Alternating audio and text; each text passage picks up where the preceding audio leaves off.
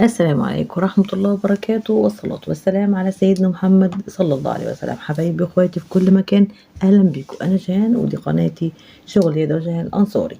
اتعلمنا مع بعض وتعودنا نقول سؤال في أول حلقة وبنجاوب عليه في الحلقة القادمة. وسؤال الحلقة اللي فاتت كان بيتكلم عن ديننا الإسلامي وخاصة غزوة بدر، وبنقول ما هي نتائج غزوة بدر. والنتائج كانت نصر الله سبحانه وتعالى المؤمنين، وهلاك قاد جيش قريش زي أبي جهل وعقبة بن معيط وأمية بن خلف. أسر المسلمون لأقوى صناديد قريش، أسر المسلمون لأقوى صناديد قريش، وقد بلغ عدد الأسرى 70 رجلا. حصل المسلمون من الغزوة على غنائم كثيرة، واستشهد من جيش المسلمون 14 رجلا. سؤال حلقة النهاردة بيقول: متى وقعت غزوة أحد؟ إمتى وقعت غزوة أحد؟ عشان نبدأ بإذن الله فيديو النهاردة نتابع مع بعض ونبدأ الفيديو. هنبدأ حلقة النهاردة بخيط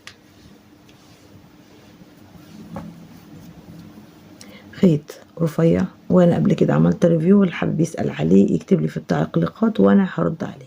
ودي إبرة رقم 1.8. بنبدأ شغلنا ب8 سلاسل.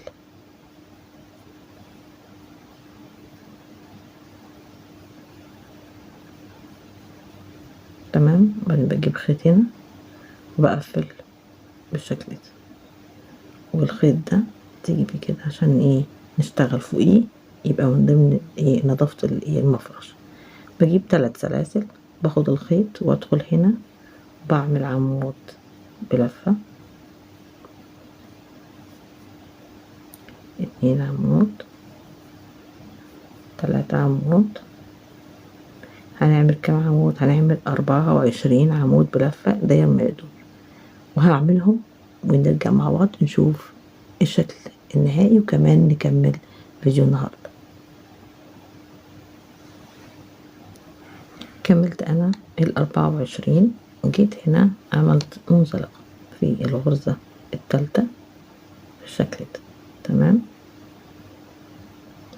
جينا طلعنا سلسلة، وفي نفس المكان هنا في نفس الغرزة عملت غرزة حشو، وبعدين طلعت 1 2 3 4، وجيت سبت العمود ده وجيت في العمود التاني عملت ايه غرزة حشو، وطلعت 1 2 3 4، وسبت عمود ومن العمود اللي وراه عملت غرزة حشو، 1 2 3 4، وسبت عمود اللي وراه غرزة حشو.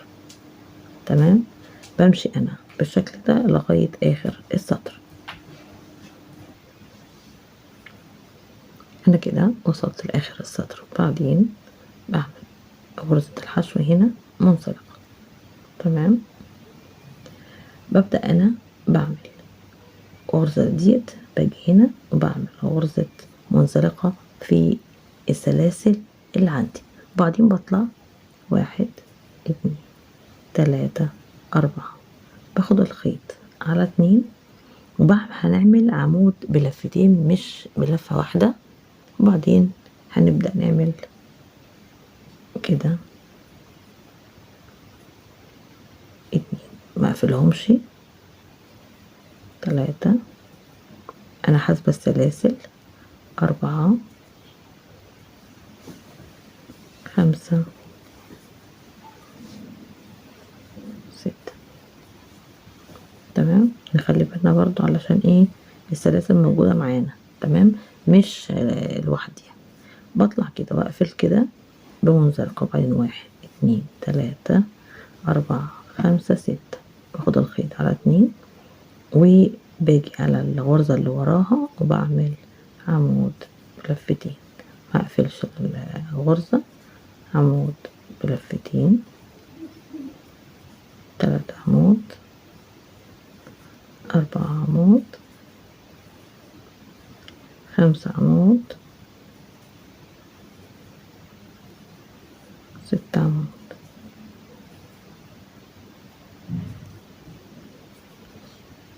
بعدين 1 2 3 4 5 6 وبكمل الغرز بالشكل ده. تمام، كمل ال6 عمود دول 2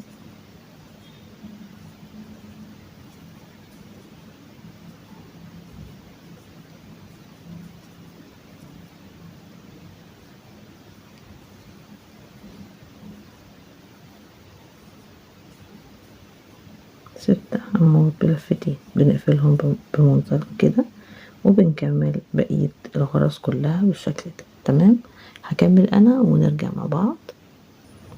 كده انا خلصت السطر بتاعي. تمام، بعمل 1 2 3 وباخد انا الخيط اللي انا استخدمته اللي هو بتاع السلاسل، وهعمل عمود بلفة 1 في الغرزة هنا من تحت كده، وياخدها في الغرزة بالشكل ده. تمام، بالشكل ده بطلع انا السطر الجديد ب1 2 3 باخد الخيط وبعمل عمود بلفة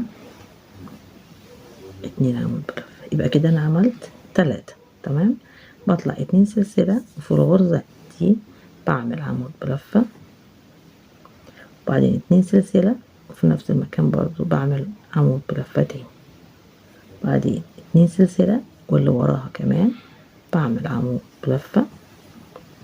ادي شغلي بس علشان تتابعوا معايا. تمام، وبعمل 2 سلسلة وبعمل، يعني انا عملت هنا 2 وباجي هنا كمان بعمل 2. تمام، بعد 2 سلسلة وباجي هنا في الركن هنا بعمل عمود 2 عمود 3 عمود، بعدين 1 2 3 4 5 باخد الخيط وبدخل في نفس المكان بعمل عمود 2 عمود 3 عمود، بعدين 2 سلسلة باجي هنا بعمل عمود و2 سلسلة وعمود. تمام، 2 سلسلة عمود في اللي وراها و2 سلسلة عمود تاني، 2 سلسلة، وهعمل في الركن التاني 3 عمود بلفة.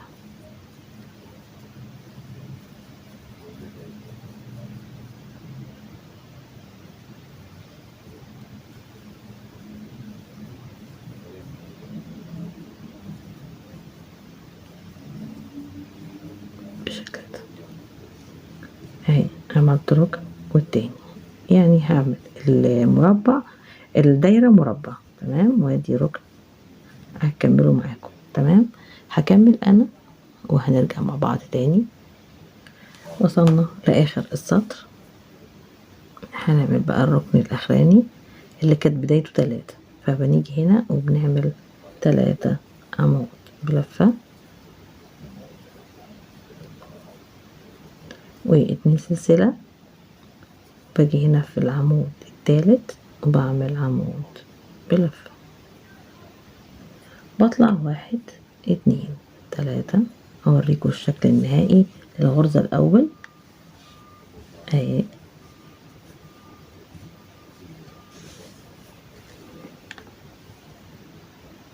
تمام كده، وباجي هنا بعد ال3 سلاسل دول باجي اخد الخيط وادخل في المسافة الفاضية دي اللي هي في الركن ده وبعمل 2 عمود، وبعدين فوق العمود الاولاني هنا اللي هي السلاسل بعمل عمود بلفة.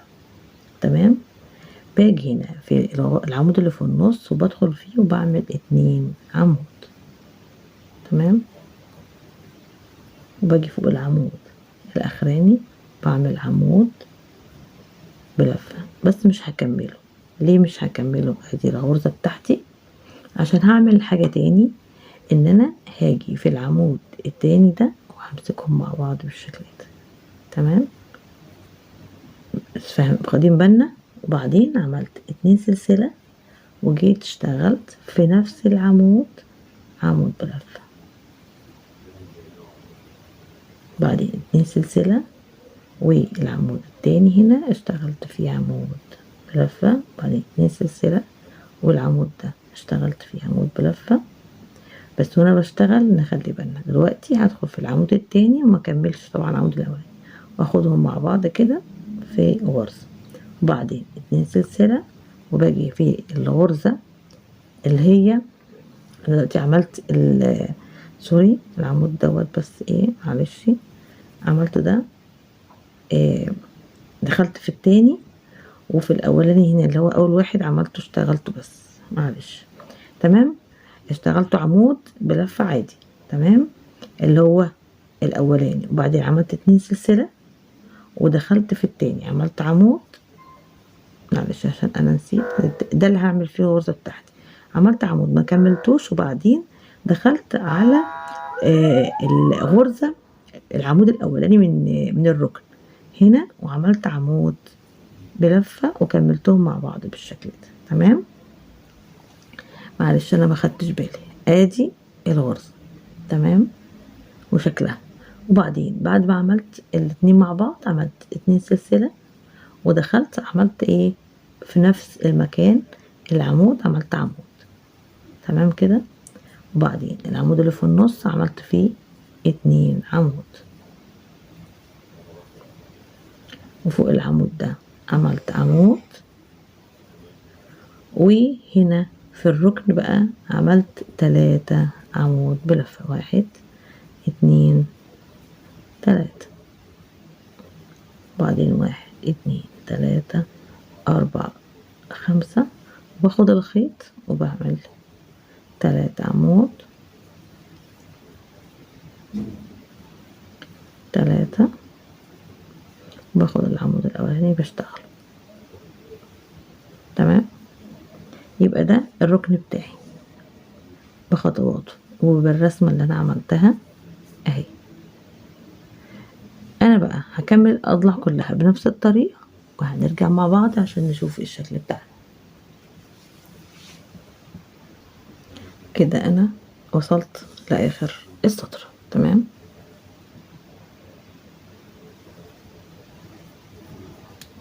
هبدأ انا اقفل السطر ب2 سلسلة، باجي هنا في السلسلة دي بعمل عمود بلف، ممكن تاخديه على 2 او على 3 عادي، وبعدين بطلع 1 2 3 4 5، عملت 5 سلاسل، باخد الخيط وباجي اعمل غرزة فشارة، والغرزة بتبقى عبارة عن عمود 2 عمود 3 عمود 4 عمود 5 عمود بلفة، بعدين باخد الخيط بالشكل ده واول غرزة ونقفلها بمنزلقة كده، وانا بعد كده باخد الخيط معايا، نخلي بالنا بس عشان الخطوات مهمة.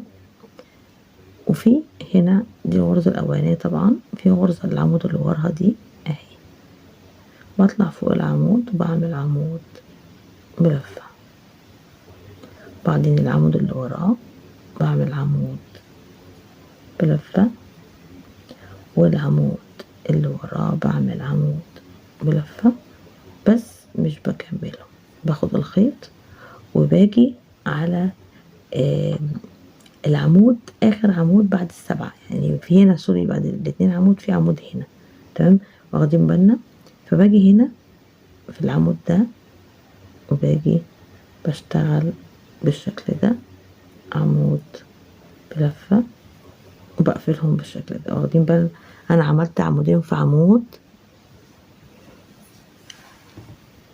وسبت اللي تحتيه، عملت 2 سلسلة عمود، هعمل في انه عمود، هعمل في عمود اللي انا اخدته ده تمام، ممكن نشتغلهم كده، بعدين 2 سلسلة عمود 2 سلسلة عمود،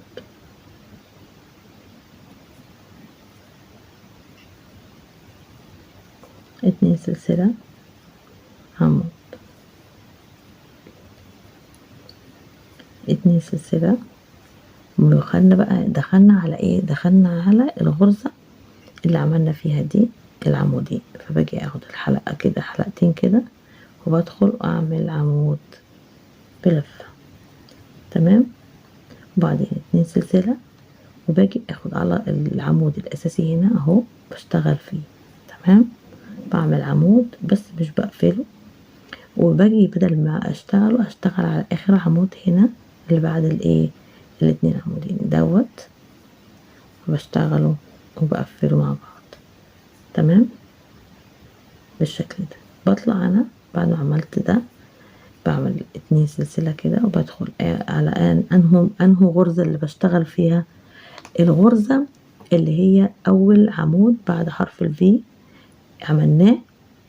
في عندنا بقى هنا عمودين، بدخل هنا بعمل عمود، سوري، العمود الاساسي ده بتاع غرزة الفشارة، لا بنشتغل في العمود دوت غرزة الفشارة.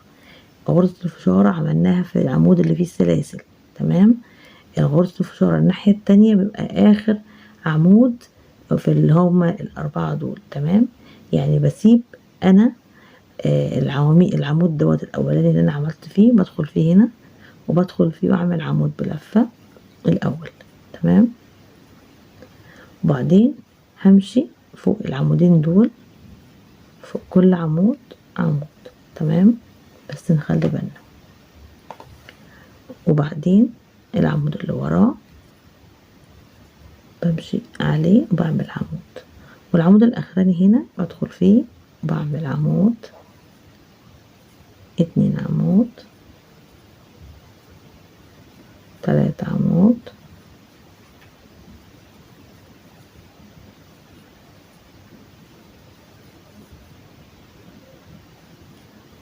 5 عمود بلفة. وبعدين اول غرزة وبقفلها، بعمل غرزة فشار وبقفل كده، بعمل 1 2، وباجي وبعمل في الغرزة اللي في النص هنا عمود بلفة. قبل ما اطلع اهي الرسمة بتاعتي. بعد كده بطلع 1 2 3 4 5، باخد الخيط وبدخل هنا وبعمل عمود بلفة. بعدين 2 سلسلة، وبمشي بقى على الوحدة دي، بعمل فوق كل عمود عمود، 1 2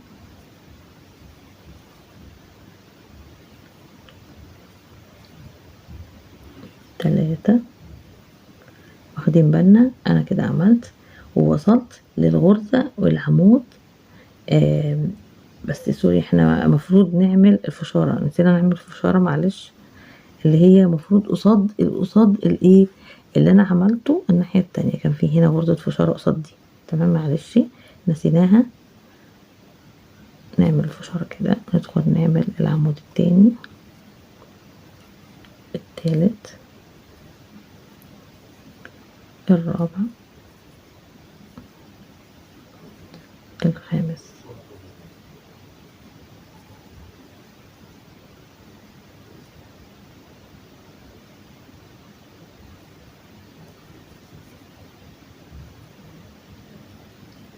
وبعدين بدخل على العمود اللي وراها، بعمل عمود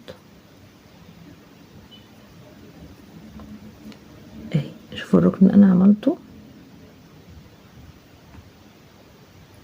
وبعدين العمود اللي وراه كده،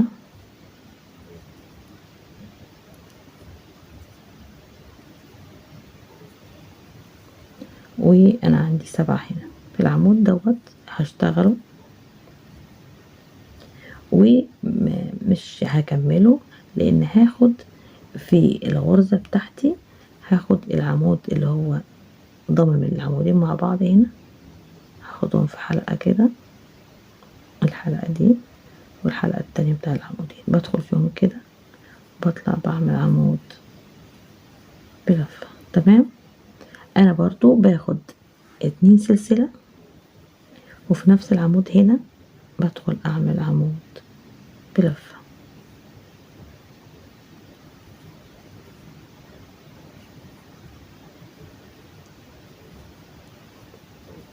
واخدين بالنا من الجزئية دي؟ معلش هي شوية ممكن تلخبط، بس بخطوة بخطوة معاكم ممكن تشتغليها بكل سهولة. برضو احنا بنسهلها معاكم وبنعمل بالترتيب. تمام. هكمل انا بره الكادر بقية الضلع. احنا عملنا من الضلع هنا للضلع هنا. تمام. والخطوة دي برضو في الضلع الجاي. بعد كده هعمله وحدات مربعات فاضية 2 سلسلة عمود لغاية الركن التالت، وهكمل برضو بقية الغرز وهنرجع لكم تاني. كده انا وصلت للاخر. تمام. هاجي هنا بعد ما عملت كل السطر، باجي في اخر واحدة بعمل غرزة فشارة وعبارة عن 5 عواميد.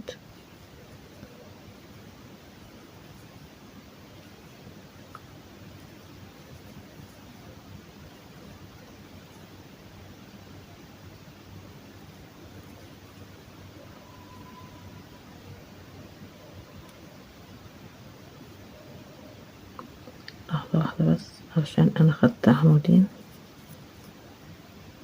او عمود، وبعدين هعمل في ده غرزة الفشارة. تمام. 2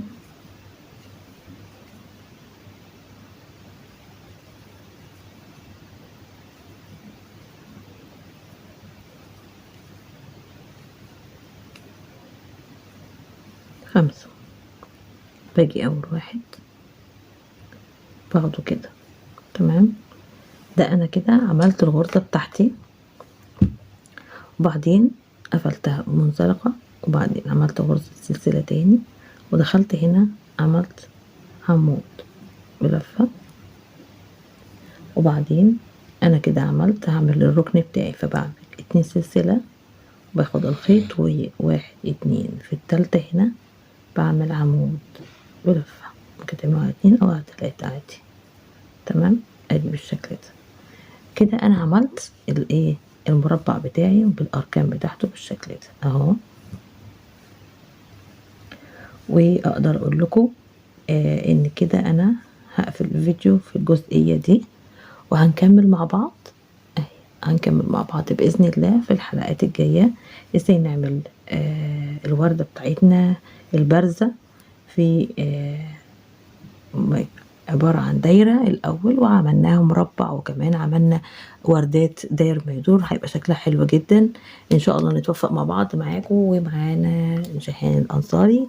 أشكركم جدا لكل المستمعين معايا لغاية دلوقتي وموجودين معايا، وكمان كل المتفاعلين معايا باللايكات والشير وكل الدعم منكم. حتى لو كانت دعوة أنا ببقى سعيدة ومطمنة جدا إن في حد بيدعيلي في ظهر الغيب. حتى إذا كانت هي بس الدعوة دي فأنا الحمد لله راضية بيها. أشوفكم بخير بإذن الله، وإلى اللقاء.